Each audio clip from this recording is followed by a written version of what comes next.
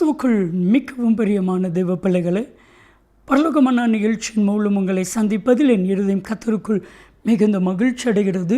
உங்கள் எல்லாரையும் இயேசு கிறிஸ்துவின் இன்ப நாமத்தினாலும் கிராஸ் டிவி ஊழியங்கள் சார்பாக என் அன்பின் வாழ்த்துக்கள்.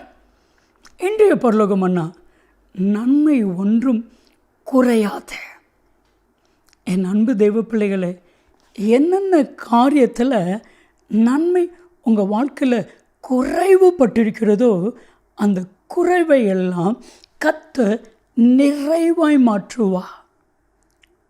எப்போ உங்களையே ஆண்டவருடைய கரத்தில் கொடுக்கும் பொழுது, உங்கள் குடும்பத்தை ஆண்டவருடைய கரத்தில் கொடுக்கும் பொழுது, உங்கள் பிள்ளைகள் ஆண்டவருடைய கரத்தில் கொடுக்கும் பொழுது, நீங்கள் செய்து வருகிற தொழிலை ஆண்டவருடைய கரத்தில் கொடுக்கும் பொழுது நன்மை ஒன்றும் குறைந்து போவதே இல்லை. பாருங்க, எலியா என்கிற ஒரு வல்லமையான தெய்வ மனிதனை கர்த்தர் போஷிப்பதற்காக சாரிபாத் என்கிற ஊர் ஒன்றுக்கு அனுப்புகிறார். ஒருவேளை இந்த வேதத்தை அறியாத காலகட்டத்தில் நான் சின்ன பையனாக இருக்கச்சில நினச்சிருக்கிறேன், ஒரு பெரிய பணக்காரங்க வீட்டுக்கு எலியாவை அனுப்புவார் போல் இருக்குது. அந்த வருஷம் பஞ்ச வருஷம் முடிகிற வரைக்கும் அவர் அங்கேயே உட்காந்து திருப்தியாக சாப்பிடுவாரோ. இல்லை, சாக போகிற ஒரு தாயார், விதவை தாயார், அந்த தாயார்கிட்ட சொல்கிறார், முதல் அப்பத்தை எனக்கு கொடு, குறையவே குறையாது. என்ன ஆச்சரியம் தெரியுமா? முதல் அடைய, சின்ன அடைய கொடுத்த பொழுது எண்ணெயும் குறையலை, மாவும் குறையலை. உங்கள் வாழ்க்கையில் ஒன்றும் குறைந்து போவதே இல்லை. என் அன்பு தெய்வ பிள்ளைகளே, நம்ம வாழ்க்கையில் எப்போ இதெல்லாம் குறையும் தெரியுமா? நம்ம எப்போ ஜெபிக்கிறதுல குறைவோமோ, கொடுக்கறதுல குறைவோமோ, ஆண்டவருக்காக பரிசுத்தமாக வாழ்கிறதுல குறைவோமோ, அப்பொழுது நன்மைகள் குறையும். ஆண்டவர் நம்மளை பார்த்து ஒரே ஒரு காரியத்தில் சொல்லுவார், ஒரே ஒரு காரியம் சொல்லுவார். வெளிப்படுத்தல் 2:4 வாசிக்கும் பொழுது உங்களை குறித்து ஒரே ஒரு சின்ன குறை, ஆதியில் உள்ள அன்பை விட்டு விட்டாய் என்கிற குறை. நம்மளை குறித்து கர்த்தருக்கு ஒரு குறை இருக்குது.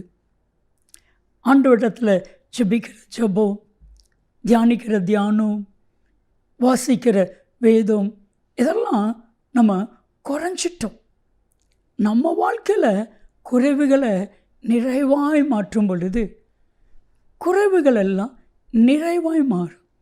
ஆண்டவரிடத்தில் சொல்லுங்கள், ஆண்டவரே, இதில் நான் குறைவுள்ளவனாக இருக்கிறேன், இதில் நான் குறைவுள்ளவளாக இருக்கிறேன்.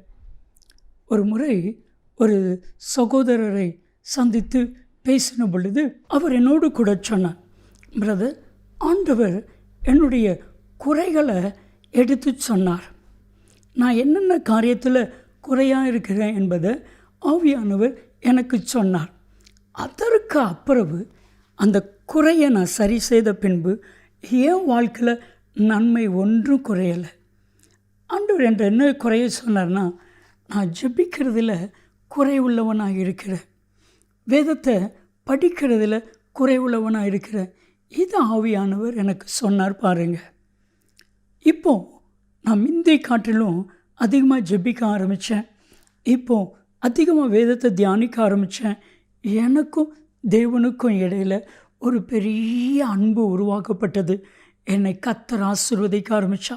என் வாழ்க்கையில் என்னென்ன காரியம்லாம் குறையாக இருந்துச்சோ அத்தனையும் 1/1 நிறைவாய் மாறியது. நன்மை ஒன்றும் குறைந்து போவதில்லை. ஜெபிக்கலாமா?